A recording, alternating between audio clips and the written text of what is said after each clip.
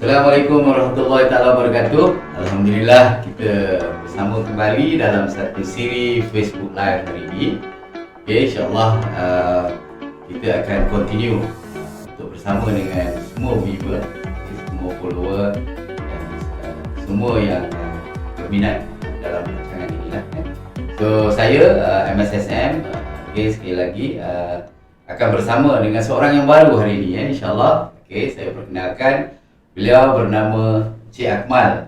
So Cik Akmal dia juga mempunyai pengalaman dalam bisnes sebagai business owner dan juga business operator.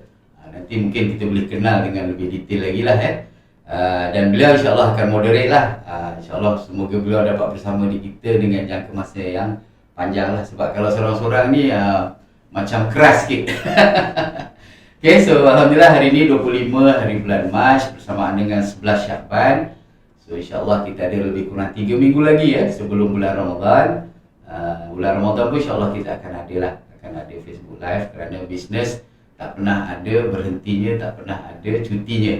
Maknanya akan sentiasa berterusan. Jadi untuk topik pada minggu ini saya serahkanlah kepada Tuan Akmal. Mungkin boleh berkongsi apa topik kita pada minggu ini. Alhamdulillah. Terima kasih Tuan. Tuan Saiful Muallim. Saya kalau secara amnya Tuan Saiful Muallim ni saya berikut daripada since 2018. Masya-Allah. So basically because of the because of perkongsian yang banyak memberi nilai-nilai positif dan mendapat suntikan-suntikan macam mana kita nak masukkan kita punya bisnes entiti perniagaan lah. Cuma saya mengucapkan sekali lagi terima kasih kerana sudi menyebut saya hadir hari ini. Terima kasih juga. Saya harap tiap minggu lah. Alhamdulillah. Moga begitulah. Cuma terima kasih sekali lagi. Cuma saya rasa dah ada kesempatan ni. Saya rasa seronok bila kita buat perkongsian. Especially mengenai entiti perniagaan tu.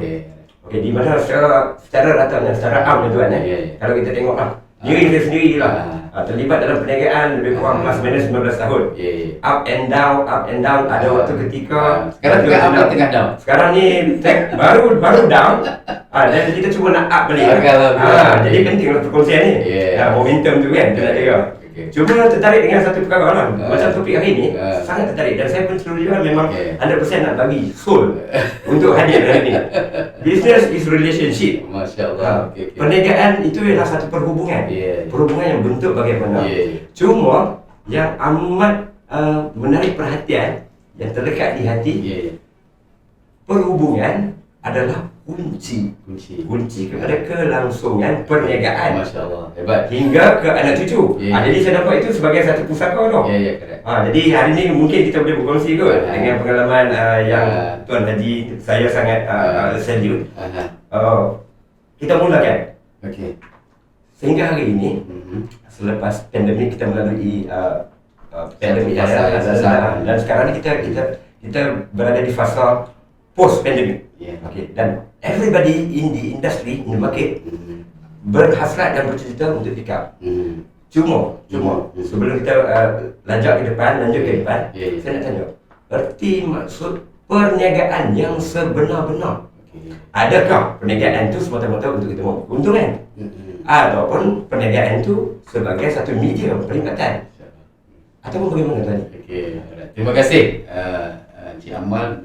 Tengok dia punya passion tu lain macam. Talking from his heart. Itu kita nak lah Alright.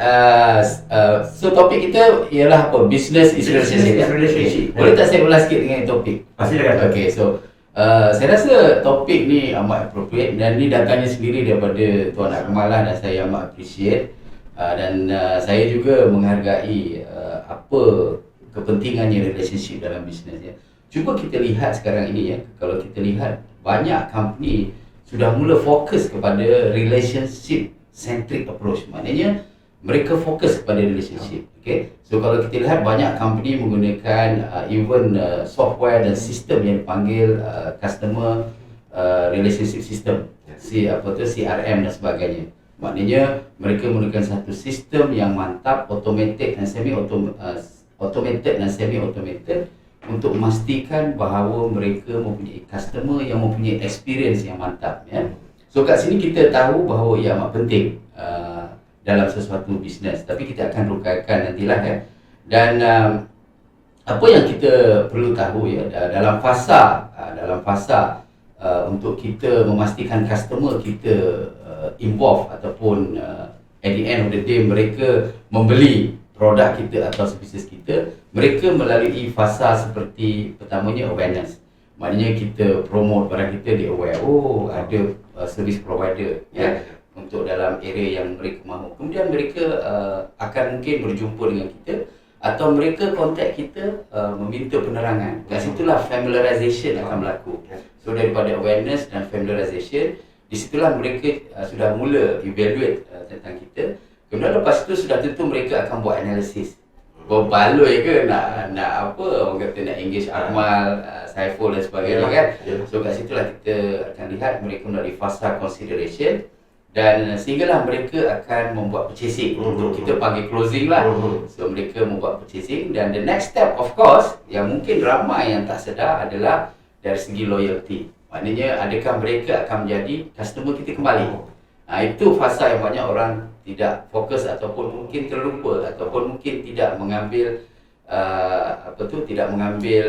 jalan yang jalan yang sepatutnya lah. So awareness, familiarization, consideration, purchasing dan loyalty. Kerana apa? Kerana bila kita ada customer relationship approach ini ataupun relationship customer approach ni, maknanya kita akan fokus kepada customization. Akmal nak apa sebenarnya? So kita personalize. Kita tak hanya offer general services, kita personalize. Maknanya apa dia nak, kita customize. Yang kedua adalah engagement dengan loyalty. Maknanya kita banyak customer, new customer, potential customer, tapi kita nak fokus juga kepada yang loyal. So hopefully kita ada banyak yang loyal lah. Jangan hanya fokus pada satu. Kalau boleh kita fokus pada loyal customer kerana mereka yang memberi value yang tinggi kepada kita. Dan yang ketiganya of course adalah kita mesti assessing customer feedback. Jadi dari sini Akmal, apa yang kita dapat rangkumkan adalah mengenai customer experiences, pengalaman customer terhadap services dan produk kita. Maknanya di sini bukan hanya produk dan services yang berkualiti sahaja yang penting, tetapi the whole experience daripada end to end. Kalau kita bisnes retail atau bisnes restoran, daripada mula mereka datang, okay, kita greet dia, kemudian kita walk through menu-menu kita ataupun barang-barang dalam kedai runcit kita tunjukkan background dan sebagainya, sehinggalah okay, kita membantu untuk membuat pilihan dan sehinggalah kita menepati apa yang mereka mahu, sehinggalah kita greet mereka bila mereka keluar daripada premise kita ataupun kedai kita. Jadi kat situ maknanya bukan hanya produk kita. Kalau kita lihat, saya bagi contoh Starbucks. Pernah pergi Starbucks? Saya tahu. Starbucks tu antara yang ni lah. Mungkin ada kat Starbucks mungkin Starbucks. Pasti betul kat Starbucks. Okay, kalau kita tengok Starbucks kita masuk sebagai customer. Okay, first kali dia akan greet kita. Okay, hi sir, may I help you? Okay, kemudian dia akan tanya kan, eat in ataupun take away. Maknanya dia tanya nak bawa keluar ke ataupun nak makan sini. Kemudian then sir, what menu you like to have? So kita tengok menu, kemudian kita terkulat-kulat nak pilih. So apa dia buat, dia bantu. Okay, I suggest that you have this kan. So dia recommend kita. Okay, and then the next thing dia akan cakap, okay, so what's your name sir? So kita cakap Saiful. So apa dia buat? Dia ambil cup, dia tulis nama Saiful. Okay, apa you rasa? Kalau saya tu sangat appreciate. Lepas tu, tapi jangan silap nama Betul. Kalau silap tulis, jadi backfire pula. So kena tulis. So, is it correct sir?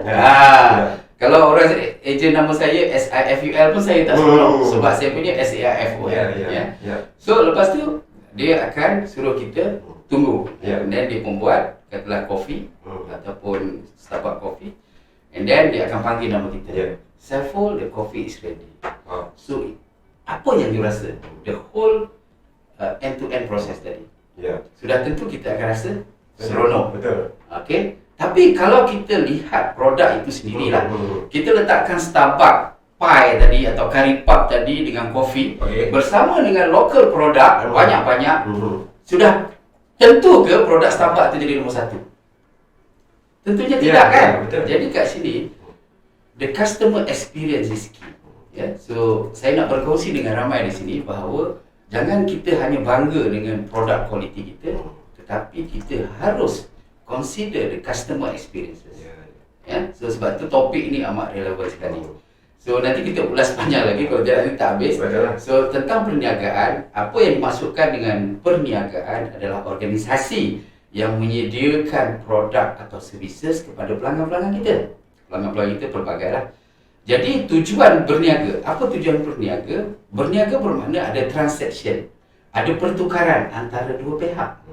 Okey, sebab tu kalau dalam zaman COVID-19 umpamanya, orang tak keluar membeli belah, ekonomi akan merosot. Kenapa ekonomi merosot? Kerana tidak ada transaction, tidak ada pertukaran duit. Jadi ekonomi merosot. Sebab tu MITI, for example, always balance dengan KKM. KKM kata nak semua orang duduk rumah. MITI kata no, tak boleh, kita kena generate ekonomi. So kat step tu government sentiasa kena balance antara keperluan ekonomi dan keperluan pandemik, mengelakkan pandemik yang ada. So di sinilah di mana bila kita bercakap dengan transaction, di mana bila kita membuat bisnes sudah tentu kita akan dapat wang, daripada pelanggan kita, dan in return kita kena bagi kerja iaitu produk dan services dan juga risiko. Kita kena ingat risiko jangan lupa, sebab dalam bisnes is all about managing risk. So kalau kita seorang entrepreneur, selalu saya memberi ulasan entrepreneur adalah apabila kita manage sesuatu syarikat ataupun company dengan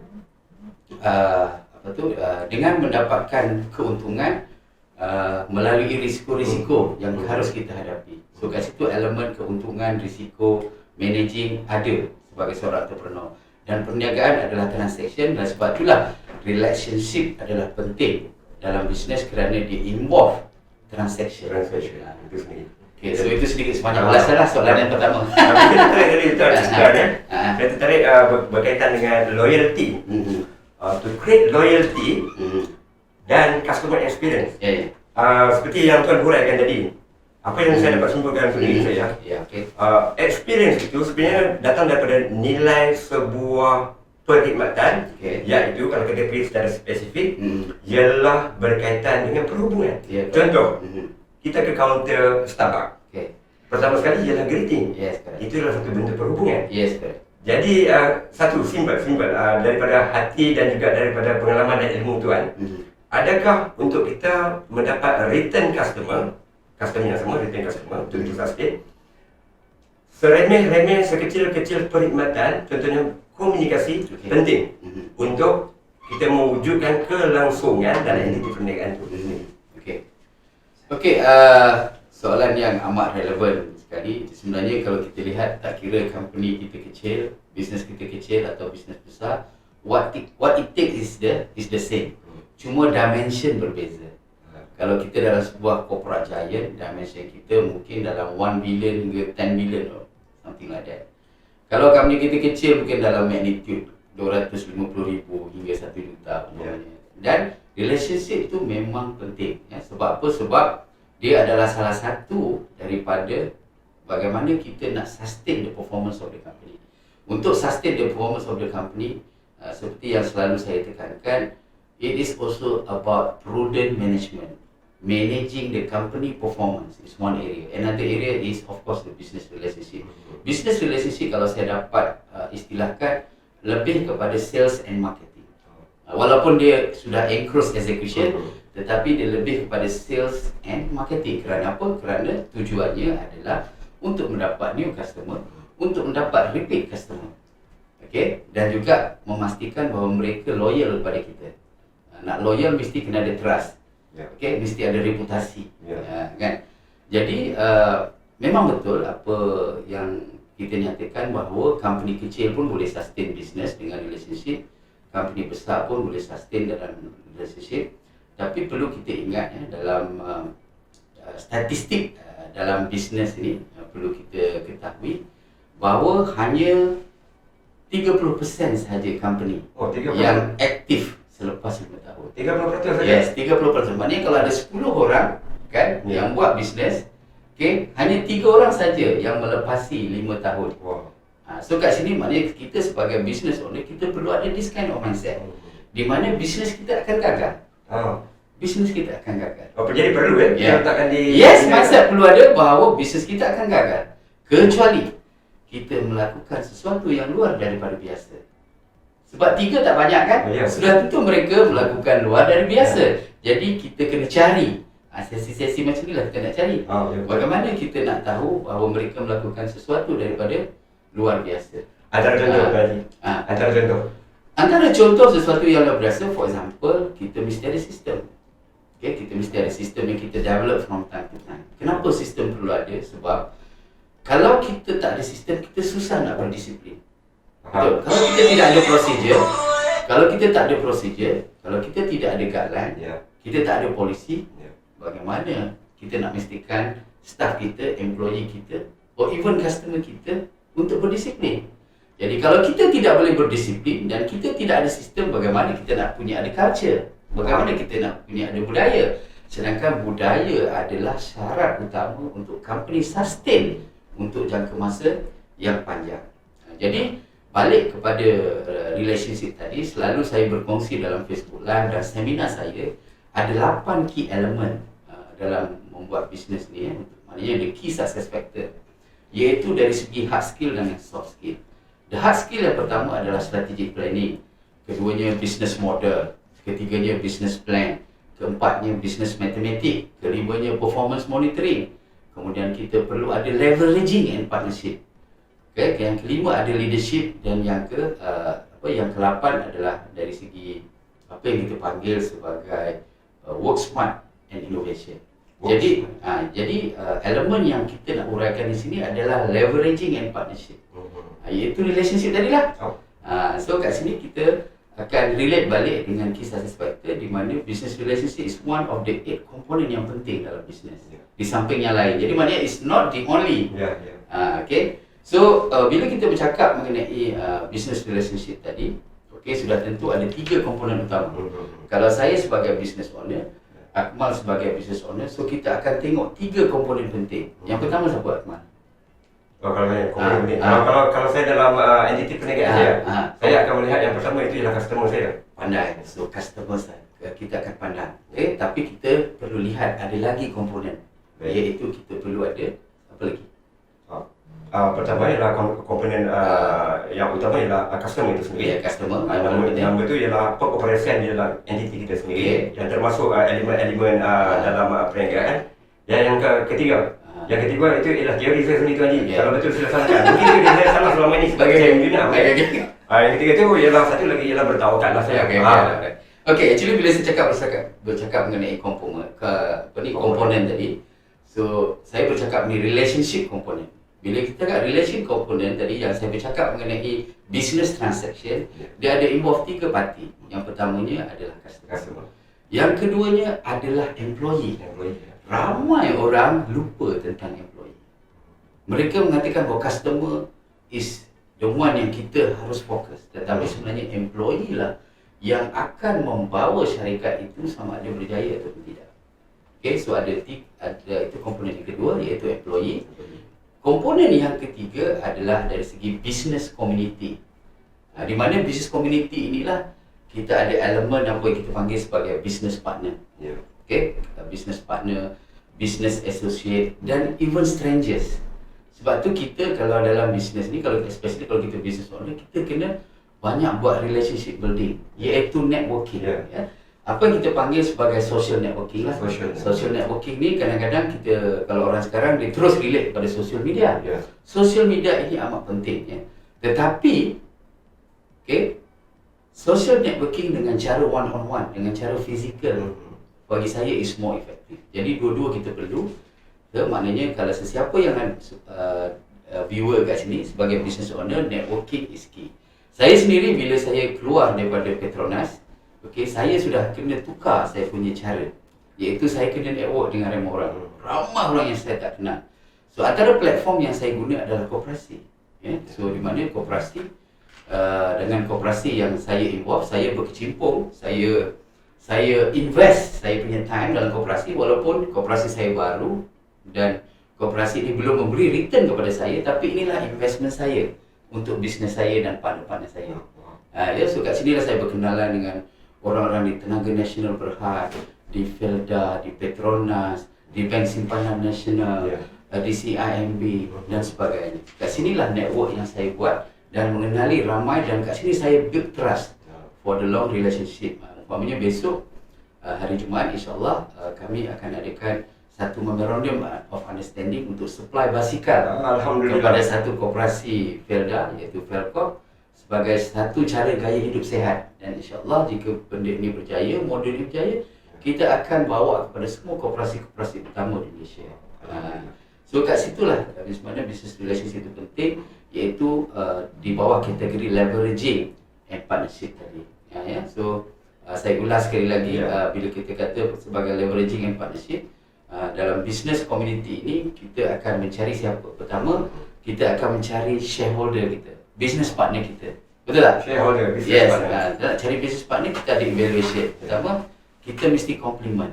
Kita jangan cari orang yang sama kepandaian. Kalau boleh kita cari, kalau dia pandai finance, kita pandai dari segi technical. Kalau saya dari finance, you technical, ataupun specific area yang kita involve. Jadi partnership yang bagus adalah complementing to each other. Dulu kita pernah ada topik, partner ni kadang-kadang ada sleeping partner, but of course there are risks that we involve. Tapi selagi kita jalankan atau manage company secara profesional, insyaAllah benda ni kita boleh avoid atau kita boleh reduce. Cara pemilihan penting. Kemudian dalam leveraging and partnership ni, kita juga akan mendapat strategic partnership. Because bila kita buat business, kalau kita lihat end to end, kita tak nak semua kita take charge dalam semua proses. Kalau kita buat food and beverage, mungkin kita hanya menjadi central kitchen saja. Kita ada partnership dari segi supply, ada partnership dari segi catering dan sebagainya. Jadi kita dapat fokus kepada optimizing kita punya resources untuk dapatkan more profit. Kita energy and effort fokus kat situ. Utilize everything. Yes, correct. Okay, then mungkin kita daripada dalam bisnes ni kita perlu leverage. Saya perlu network dengan Akmal. Akmal ada kekuatan dari segi multimedia umpamanya. So kat situlah kita akan mengenali banyak business community yang punya kepakaran. So kita kena dapatkan input daripada mereka. Kat situ juga kita akan dapat coach dan mentor. Bila kita dah network banyak, kita akan pilih siapakah yang boleh jadi coach kita, siapakah yang boleh jadi mentor kita. So itulah sedikit huraian bagaimana memang business relationship ni kita dapat sustain dan maintain performance, tapi perlu kita tahu bahawa secara keseluruhan managing the performance of the company is also important. Dan lagi satu rumusan daripada soalan ni adalah networking is also key. So kalau siapa business owner kat sana, we have no choice, but we have to network, we have to invest sometime. Baru ni bila saya buat annual business planning kepada satu company, saya nampak kat situ company ni berjaya dari segi establishment of the company. Setahun dah dapat 1.3 million zaman pandemik. Tetapi saya kata there are potential risk di sini kerana ada dua customer utama yang difokus, specialized services. Bila kita grow, kita dah tak boleh provide specialized services from our own. You know, the system has to take care. The people, the employee has to take care. Dan juga kemungkinan dua employee ni boleh lari anytime sebab pertukaran polisi, pertukaran government, pertukaran management dan sebagainya. Jadi kat situ saya kata, you have to start to network, dan saya bantu dia untuk recommend letak dalam dia punya KPI.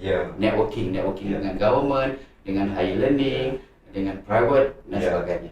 So maknanya kita identify who is who in the Jadi bermaksud tadi, saya tertarik tadi kan. Jadi 3 parti yang kita kena ambil kira, dan sentiasa kena jaga. Selain dari customer, ialah dalaman kita sendiri, internal lah. Internal sector termasuk employee dan so on lah.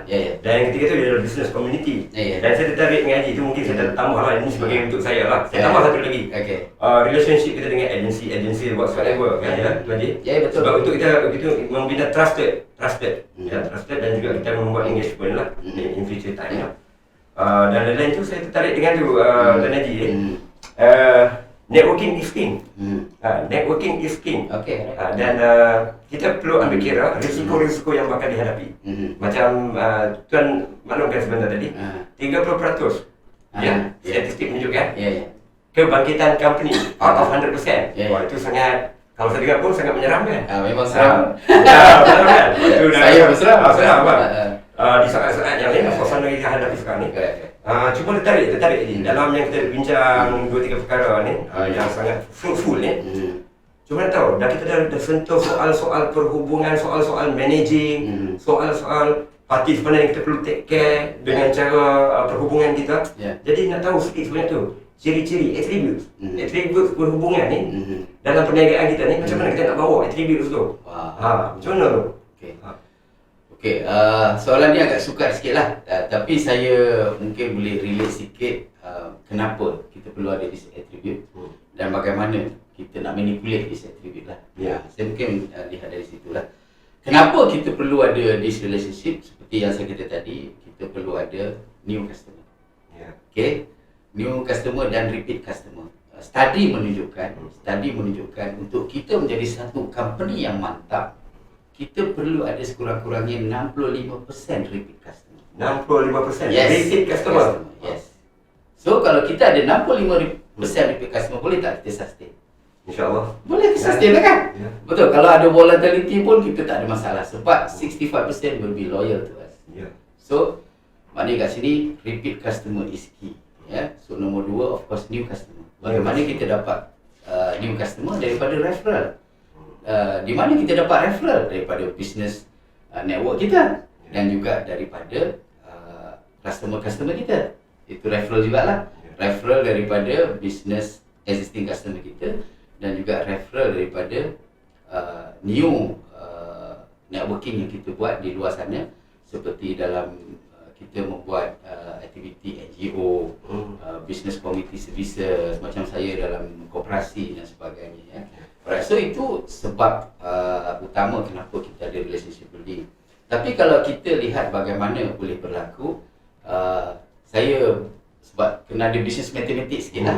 Saya bagi contoh kalau dalam bisnes kita nak ROI, betul tak? Ya, betul. Saya nak review satu lagi kepada Akmal. Okey. Company yang mendapat ROI within 3 years hanya 30% saja, Akmal. Maknanya hanya 30% yang dapat ROI 30 yang dapat ROI dalam 3 tahun. Maknanya kat sini boleh tak kita sustain company kita kalau kita tak dapat ROI? Dan sebab tu dia related dengan company yang aktif tadi. Company yang aktif selepas 5 tahun hanya 30%. Maknanya kat sini bila kita tak dapat ROI, sudah tentu banyak company tak boleh nak tampung untuk pergi lebih jauh lagi. Cash flow-nya tak mampu untuk tampung. Sebab dia akan banyak berhutang sehingga satu masa dia tak mampu. Jadi ayat 30% itu penting Akmal untuk Akmal. Betul. Kita membimbangkan, menggetarkan jiwa. Okey, jadi balik kepada ROI. ROI maknanya return on investment. Okey, of course maknanya daripada investment yang kita dapat itu, yang kita buat itu, okey, bila kita akan dapat balik modal pusingan tu. Dan modal tu mungkin datang daripada kita sendiri, macam saya daripada saya sendiri. Ada orang dapat daripada angel investor. Angel investor maknanya daripada funder-funder kawan kita, sahabat kita apa semula. Dan mungkin kita dapat fund daripada agensi kerajaan seperti Tekun, seperti Amanah Ikhtiar, seperti SME, PSN dan sebagainya. Ataupun mungkin daripada bank. So ROI is key dalam bisnes. Tetapi satu lagi hari ini yang saya nak share adalah ROR juga ada paling penting. ROR? Wow. Ini first time ni? So ROR adalah return on relationship. Oh, return on relationship. Sebab saya nak tune mindset kita bukan hanya kepada ROI tapi juga kepada ROI. Sebab ROI ni yang akan drive ROI. Okay. Return on relationship bermakna cara kita, bagaimana kita boleh convert business network kita untuk create more customer. Daripada business networking kita ini, relationship kita bagaimana nak mendapatkan lebih banyak customer. Saya bagi contoh, bila kita bercakap pasal customer experience tambah tadi, it's all about apa? It's all about trust. It's all about trust. So it's building the trust. Okay? Bila orang build the trust, bila kita build the trust bermaksud kat situ ada loyalty.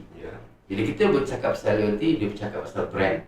So loyalty, brand. Brand tidak bermaksud brand tax tu. Katalah macam sini Top Gun consultancy. Bukan. Brand bermaksud keseluruhan syarikat. Image Syarikat tu, maknanya orangnya, culture-nya, company-nya dan sebagainya. Is as a totality. As a totality.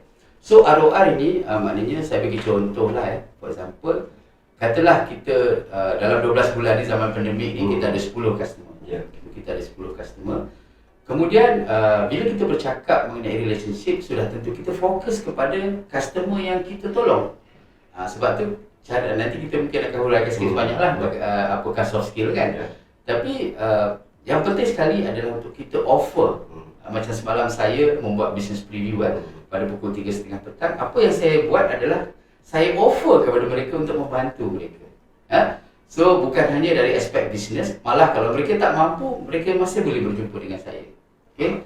So kat sini kita akan bina apa yang kita panggil sebagai customer yang kita tolong. So daripada customer yang kita tolong itu, berapa ramai referral kita boleh dapat. Kalau katalah kita ada good customer experience macam Starbucks tadi, berapa orang actually recommend orang lain untuk datang Starbucks. Macam Akmal sendiri, jom kita pergi Starbucks. Maknanya kat situ Akmal suka Starbucks dan Akmal suka orang lain pergi Starbucks. Betul tak? Betul, di situ berlakunya marketing. Sebab the environment, the ambient, the greeting, the layanan, the brand, kelas, duduk situ pun wow, ini Starbucks punya orang kan. Kan? So kat situ apa yang kita lihat, berapa banyak dalam 12 bulan ni kita dapat referral. Let's say 35. So cara kita dapat ROR adalah the number of customer yang kita help dalam 12 bulan itu, katalah seorang, kita bagi dengan total referral yang kita dapat itu 350 orang. So percentage kita dapat lebih kurang dalam 3%. So maknanya lagi tinggi percentage kita dapat, maka lagi bagus. Maknanya referral dia lagi banyak. So kat situ kita punya drive dari segi marketing and sale, di mana kita punya intent adalah untuk mencari seramai referral daripada relationship yang kita bina. So, macam mana, okey tak? Kalau sebut referral ni sangat penting sebab dia membina satu rantaian. Pada saya satu rantaian free marketing lah kalau bagi company saya lah kan. Selain daripada membina image bagi kita punya entiti perniagaan. Cuma dalam konteks referral ni jadi saya percaya untuk mendapatkan satu bentuk referral yang cukup baik dan mantap, kita sendiri memerlukan satu skill. Mungkin dia skill tu saya tak tahu bentuk hard skill, soft skill ataupun apa-apa skill. So bila kita cakap skill, of course dua-dua lah. Mesti ada soft, mesti ada hard. Kalau apa-apa pun mesti ada software, mesti ada hardware. Kan kalau kita nak buat kerja, kita ada software kita, iaitu niat. Hardware kita aktiviti yang kita buat. So ada software, ada hardware. Apa benda pun, cuma the magnitude of software berapa, the magnitude of hardware berapa. Itu sudah pasti. Tapi sebelum saya teruskan soalan Akmal yang menarik tu, tadi saya terlupa nak share seorang yang bernama Ted Robin, iaitu leading social marketing strategist. Dia mengatakan bahawa return on relationship ini adalah mengenai loyalty, recommendation and sharing. So maknanya kat sini loyalty daripada trust yang kita bina, dan of course daripada situ akan membina referral, iaitu recommendation, dan akan instill more relationship in the future for long period of time. Balik pada soalan yang tadi, kita recap balik 3 elemen utama. Soft skill dan hard skill yang kita perlu, yang pertamanya tentulah dari segi customer. Bagaimana kita, kalau kita relationship approach ataupun relationship centric approach, maknanya dalam customer dia apa kita nak buat untuk memastikan mereka menjadi repeat customer. Sudah tentu yang pertama kita akan mendapatkan feedback mereka. So sebab tu selalu kalau kita ada buat bisnes, jangan lupa untuk minta feedback. Seolah macam kita menghargai mereka. Iaitu kita juga bagi satu ruang untuk mereka tulis apa yang mereka nak. Penting ya? Penting, itu amat penting. Jadi dia rasa dia contribute to the success of the company. Apatah lagi kalau kita boleh assess and evaluate dan return balik. Katalah kita terima kasih kepada komen, okay, kami memandang tinggi tentang feedback ini dan kita tulislah sama ada kita nak action ataupun kita nak evaluate ataupun whatever. Okay, so sebab tu feedback tu untuk kita gauge juga tentang kita punya kompetensi, capability kita, ya. Dan juga kita mau melihat feedback daripada mereka.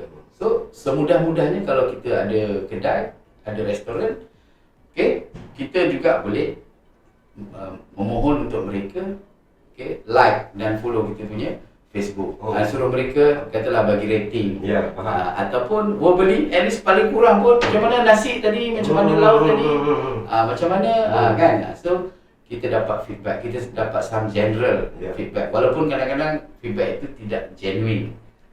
Tetapi kita harus, bila kita dah dapat banyak feedback, kita dapat rasakan area mana yang kita perlu fokus. Right? So itu feedback yang pertama untuk yang untuk customer. Yang keduanya adalah dari segi apa yang kita panggil sebagai tadi customer experience kan. Tetapi kita kena selalu asking feedback. Bukan asking feedback, kita kena selalu offer help. Offer help. So maknanya especially customer yang loyal tadi. So from time to time kita kena communicate dan tanya what else can we help. Ataupun kalau kita tahu ada gap yang ada certain area, kita offer dia, boleh tak kita bantu. Itu menunjukkan bahawa kita sincere dan jujur dalam membantu syarikat itu untuk progress dengan dengan lebih baik lah, ya. Alright. So kat situ relationship kita akan maintain lah dengan kita talk to them. So basically very simple dalam customer ni, basically kita talk to them. Seronok tak kalau kita punya client selalu cakap dengan kita, atau kita punya ni lah, kita punya what we call this, kita punya service provider selalu contact kita. Itu kita seronok kan. So talk, offer, help dan juga feedback. Offer, help dan feedback. Yang feedback, ya. Kemudian yang kedua yang penting juga adalah employee. Pekerja kita. So selalu orang tak fokus pada employee. Employee ni amat penting. Kerana mereka adalah nadi utama company. Sebab tu selalu orang fikir bahawa saya dah pakar, saya pakar maka staff tak apalah, employee ni ikut je kata saya. Of course mungkin untuk peringkat beginning, tapi untuk 2, 3, 4, 5 tahun dan seterusnya, company tu kita akan dapati tak boleh nak grow kerana dia lebih kepada one man show. Okay, so employee yang perlu kita buat adalah kita listen to the feedback. Yes. Culture kita di Malaysia tidak begitu kondusif ataupun tidak menjadi kebiasaan untuk memberi feedback. Jadi kita sebagai business owner, kita kena provide platform. Platform apa? Okay, kita kena buat casual dan kena buat official. Official ni umpamanya kita kena buat, let's say kalau kita dalam peringkat section department, kita boleh buat weekly discussion dan juga monthly performance meeting. Kat situ kita tanya kenapa kita tak boleh meet kita punya expectation. Berikan, jangan blame, jangan blame, kerana blame culture menyebabkan environment tidak kondusif untuk staff kita bekerja. So kita kena ingat di Amerika Syarikat 1/3 daripada pekerja meletak jawatan sebelum 6 bulan. Di Malaysia saya tak tahu, saya rasa Malaysia lebih, maknanya 1/3 ni mungkin dalam period 2 tahun mungkin. Tapi kalau di US dalam masa 6 bulan. Saya nak tunjuk di sini kenapa mereka tak loyal. Of course di Jepun lagi tinggi lah, maknanya dari segi loyalty tu lagi tinggi. Mungkin 1/3 dalam 20 tahun, kan? Dia berbeza antara satu negara dengan satu negara yang lain kerana culture, kerana faktor legal requirement, konsep, approach dan sebagainya lah. Jadi untuk employee ni, apa yang saya nak rumuskan, kena mendengar feedback mereka dan kita huraikan. Kalau kita pasti, sebab tu communication dengan staff ini adalah satu key important area. Maknanya apa yang kita aspire dalam business planning kita, dalam strategic planning kita communicate dengan staff. Sebab tu bila kita ada business performance meeting, iaitu satu kriteria untuk berjaya dalam business yang kita buat setiap bulan, kita akan share, sekarang kita menghadapi challenges bla bla bla. So untuk menghadapi challenges, company terpaksa menukar sedikit arah. So kita terpaksa divert. Kalau dulu kita membuat konsep fokus kepada walk-in customer melalui customer experience, Tapi sekarang kita kena tukar konsep kita kepada online delivery. Online delivery. Dan kita cerita pada customer. Dan kenapa kita kena fokus, kita kena cerita. Jadi bila kita communicate begitu, jadi bagus. Tapi kita bagi juga peluang kepada staff untuk bercakap dengan kita. Mereka kata, bos saya rasa boleh buat tapi begini-begini. So kita menghargai mereka dan mereka rasa mereka dihargai. Dan mereka part of the team, part of the company. Selalu kita ignore benda ni. So kita listen to ideas and feedback dan kita always provide open communication. Kita buka pintu kita. Bila-bila masa mereka boleh masuk. Dan kita create platform seperti WhatsApp group supaya mereka boleh raise. Walaupun susah, dan saya sendiri mengalaminya, memang susah untuk mereka raise dia concern, bagi idea, memang susah. Tapi dalam situasi begini, kita harus sabar dan tabah sehingga satu masa culture ini terbina dengan sendirinya. Dan yang seterusnya adalah employee engagement. Employee engagement. Engagement ni penting sebab apa? Kalau kita lihat dari segi impact dia, kalau dari segi customer tadi pun, kalau kita lihatlah study menunjukkan hampir 90% customer memberitahu bahawa relationship ataupun customer experience ni adalah penting dalam sesuatu kejayaan. Jadi untuk employee pun sama juga, engagement ini penting. Engagement ni dia lebih kepada casual.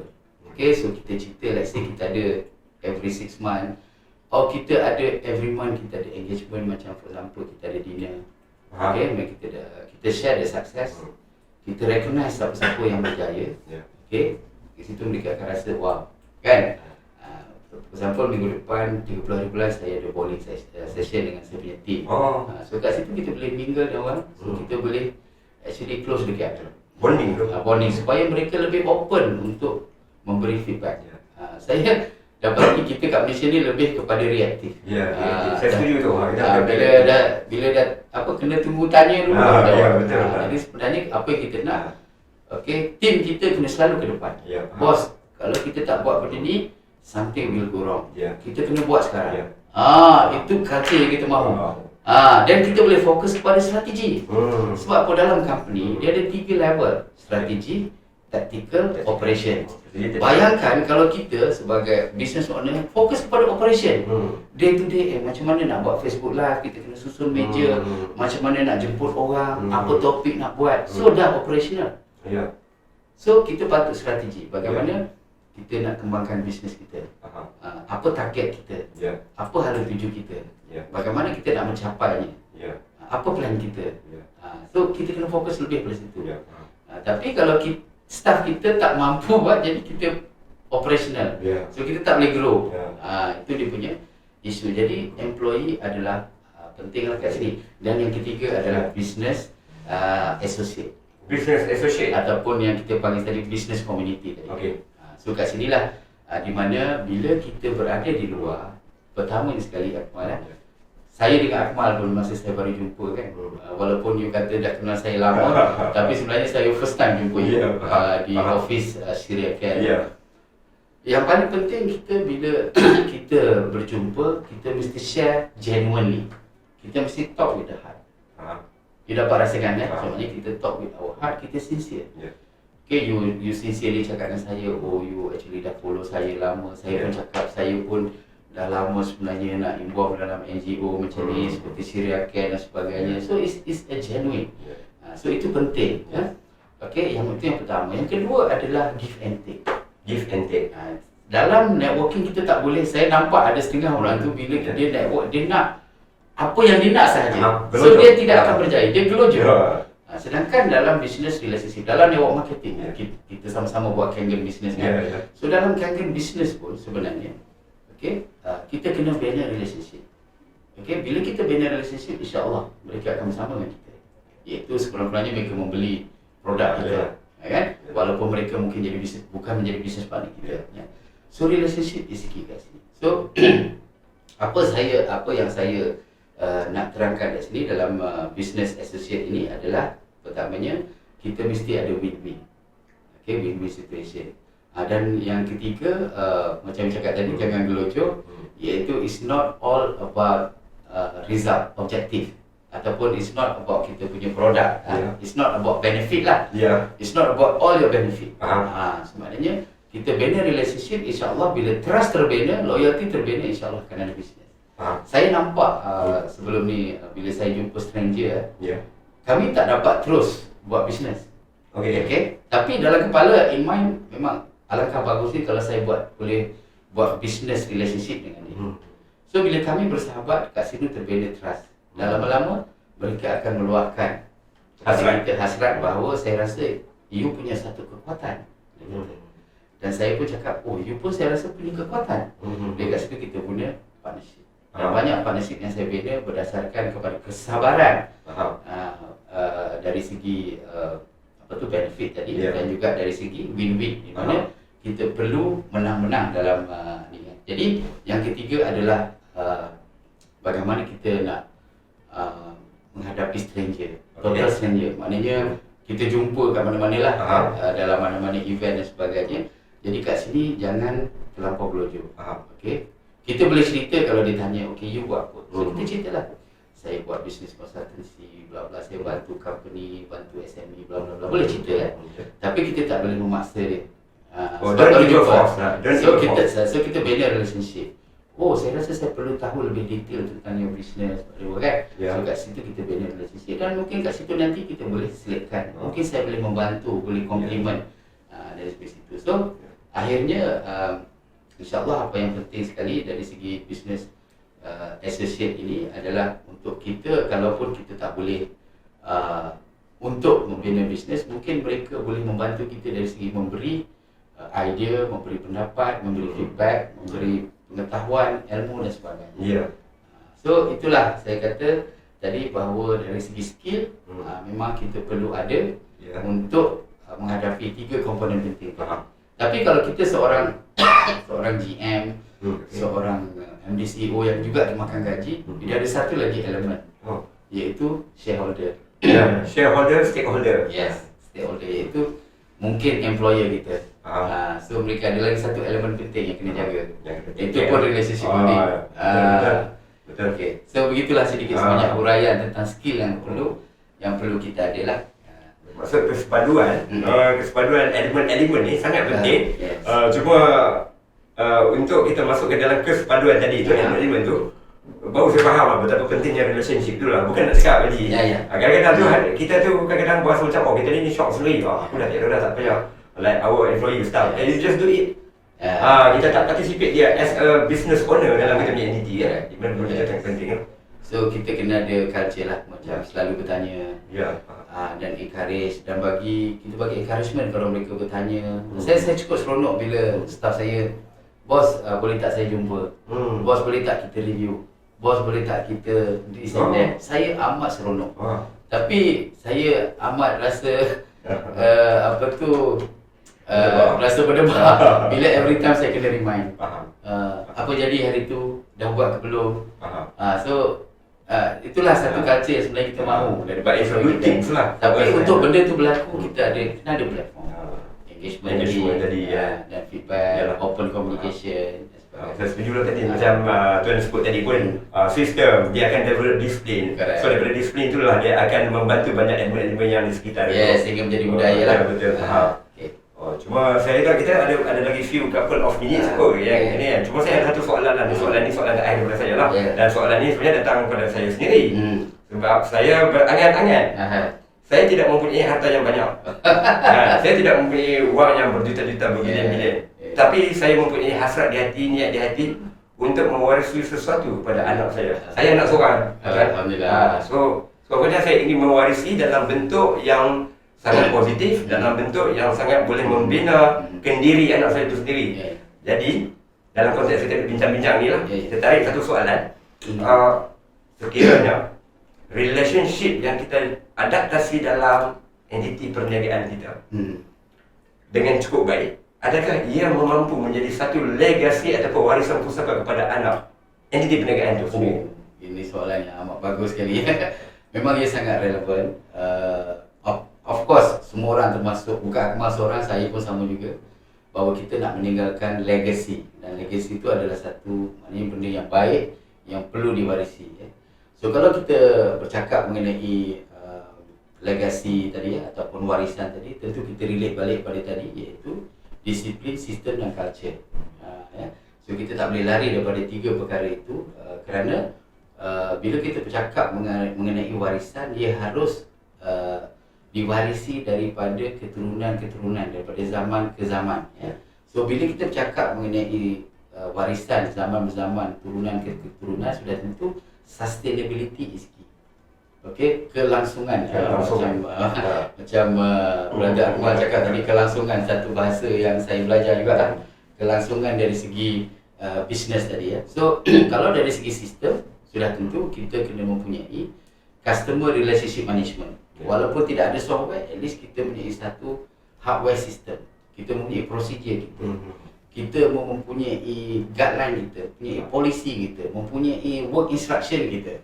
So ini semua adalah elemen quality management system yang perlu kita ada dalam sebuah syarikat yang kita bina dari masa ke semasa, dan kita perlu berdisiplin untuk membinanya dari semasa ke semasa. Kita buat discussion, buat meeting, buat development dan sebagainya. Kemudian kita perlu ada disiplin. Okay, so kita make sure kita sendiri dan juga kita punya employee, dan contohnya customer kita juga berdisiplin untuk follow kita punya cara ataupun kita punya work culture kita melalui guideline yang kita ada dan sebagainya. Dan yang ketiga adalah dari segi culture yang saya cakap tadi, iaitu bagaimana daripada enforcement tadi, okay, daripada disiplin tadi, insyaAllah ia akan menjadi satu culture yang akan membentuk brand kita, di mana kat situ lah akan ada brand loyalty. Bila ada brand loyalty, sudah tentu repeat customer will be there. Jadi anak cucu just meneruskan saja. So mereka akan teruskan saja. Tak perlu ada masalah. So kita ada masa kalau ada soalan. Ada soalan ni? Soalan ya. Kalau tak ada soalan, saya nak tanya soalan.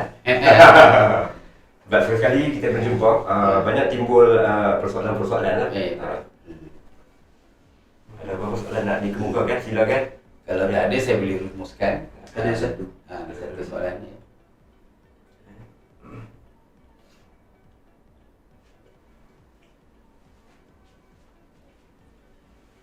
Okey, satu soalan. Saya tolong bacakan soalannya di bawah ni.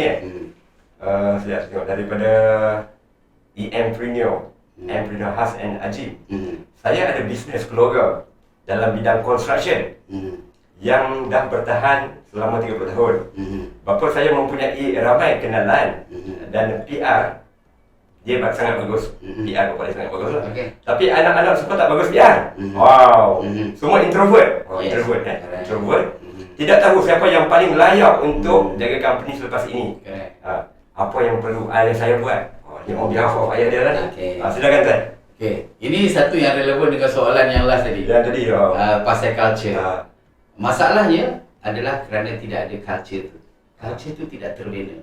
Kenapa culture tu tak bina? Kerana bila kita buat company bertahun-tahun, kita tidak ada sistem.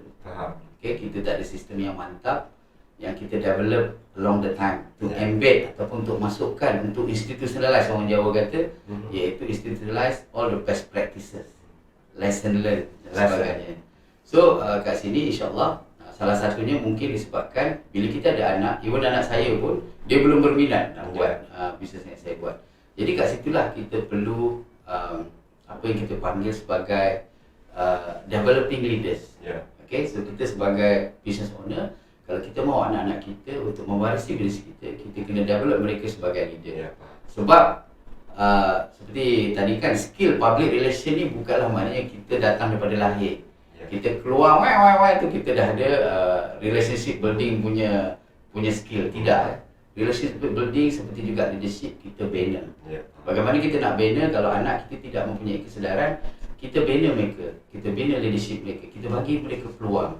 Sebab tu kita perlu ada sistem bagaimana kita nak develop, kan, nak develop leaders kan. Umpamanya kita kalau dalam Petronas, satu company yang saya berada, mereka akan beri kita peluang untuk pergi, for example kalau kita seorang technical, untuk menyediakan kita akan menjadi vice president umpamanya, ataupun even president of the company, mereka akan letak kita di HRM. Mereka, kita pastikan bukan setakat technical kuat, tapi mereka akan belajar bagaimana nak handle resource management. Kemudian mungkin pergi kepada area-area lain yang mungkin tidak dilalui sebelum ni, seperti umpamanya procurement, purchasing dan sebagainya. Jadi dia akan menjadi satu complete person yang boleh mentadbir company dengan begitu efektif. Jadi perkara ini perlu dilakukan oleh semua business owner, memberi peluang kepada mereka. Jadi introvert tu pun satu, maknanya bukan kita tidak boleh membantu mereka untuk keluar daripada ni. Selalu saya berkata dalam bisnes, kita mesti keluar daripada kotak satu. Apa tu kotak satu? Kotak satu yang saya faham lah, kepompong lama lah. Ataupun kita kena keluar daripada comfort zone. Saya tak suka comfort zone, sebenarnya tak comfort pun. Sebab tu saya panggil kotak satu. So maknanya kita keluar daripada ragu-ragu. Kita kena keluar daripada takut. Kita kena keluar daripada malu. Kita kena keluar daripada malas. Kita kena keluar daripada ego. 5 perkara ini penting. Jadi bagaimana nak keluar? Kita sebagai business owner bertanggungjawab untuk diri kita dan untuk orang di sekeliling kita, termasuklah anak-anak kita tadi. Itu soalan tadi lah. Tapi ada satu soalan lagi. Apa dia? Daripada orang rumah saya. Sebab saya dengan saya anak seorang, anak ni tak ada. Tolong tanya Sifu. Kan? Anak the best age untuk libatkan anak dalam perniagaan. Ini perniagaan kita orang kan. Untuk makluman, orang rumah saya ni dia buka satu bakery. So what age? Anak saya kan umur 15. The best age. Kesedaran ini sebenarnya daripada kecil lagi. Daripada dia belum bersekolah lagi. Maknanya kita melatih untuk berjimat. Melatih bagaimana kita dia melihat kita latih mereka, kita bawa mereka untuk pergi tempat-tempat di mana kita buat bisnes. Saya bagi contoh, kalau kita buat network marketing, kita buat demo, presentation, beri mereka melihat. Bawa sekali lah. Kita tak perlu mengajar mereka, bisnes macam ni, macam tu. So mereka ini akan memberi kesedaran kepada mereka. Dan kalau kita lihat ramai anak-anak mengikuti langkah bapa kerana apa? Kerana komen-komen mereka mengatakan bahawa saya amat teruja bila melihat. Saya amat teruja bila saya lihat. So maknanya kat sini, jika mereka melihat apa yang kita lakukan, sebagai seorang business person, business woman ataupun businessman, insya-Allah dia akan memberi mereka kesedaran. Dan akhirnya sampai satu peringkat, bila mereka ready atau kita rasa mereka ready, kita ketengahkan apa itu bisnes. Bagaimana ingin memilih bisnes? Adakah network marketing? Adakah traditional business? Kalau network marketing, bagaimana kita nak melakukan? Kalau kita buat traditional business, bagaimana kita nak melakukannya? Jadi kesedaran daripada awal, daripada bayi lagi. Cara mana kita berjimat cermat, cara bagaimana kita buat bisnes. Maknanya mungkin kita kat rumah kita boleh jual let's say frozen curry puff, ataupun kita menjual pan ataupun roti. So dia melihat, begini rupanya nak buat duit, begini rupanya nak buat bisnes. Kesedaran itu daripada awal, hopefully nanti dia boleh jadi business person. Alhamdulillah. Jadi so saya buat rumusan So rumusannya dari segi relationship, business relationship ni adalah di mana kita perlu invest, especially time. Kita perlu invest time. Of course bila kita invest ada money lah, tapi sebenarnya yang penting adalah time.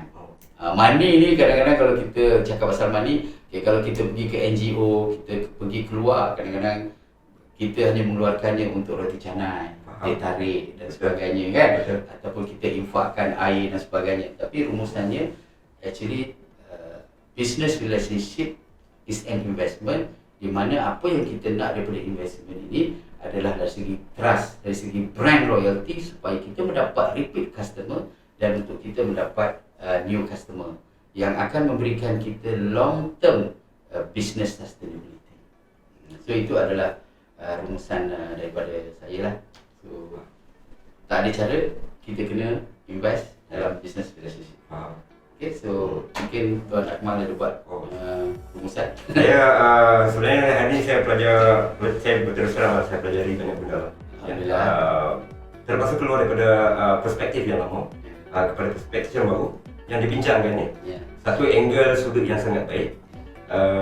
Cuma saya dapat beberapa yang perlu kita tengahkan lah.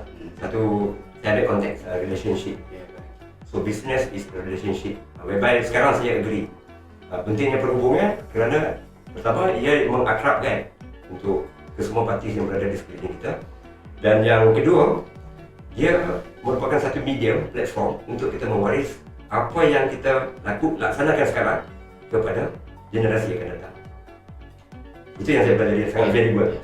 Saya nak, sebelum tu saya nak ucap dulu sejuta-juta penghargaan saya ucap pada Sifu, Mbak Sudi menerima saya hari ini, buat sesi perkongsian. Saya sangat appreciate tu. Terima kasih, kita sama-sama belajar sebenarnya, bukan one way je, kena dua way belajar. Faham. So terima kasih kepada viewer kat sana, sesiapa yang perlukan bantuan, insya-Allah kita akan bantu. Jangan risau tentang fee, tentang apa tu kos dan sebagainya, kerana bagi saya yang paling penting sekali adalah bagaimana kita dapat membantu, saling membantu antara satu sama lain. It's a win-win situation. Jadi dapatkan assist daripada Top Gun Consultancy lah untuk apa pun yang relevan dengan managing the company. So itu saja daripada saya. Terima kasih Tuan Akmal sekali lagi sudi bersama dengan saya, dan insyaAllah kita akan bersama selepas inilah, maknanya setiap minggu insyaAllah. So Assalamualaikum warahmatullahi wabarakatuh.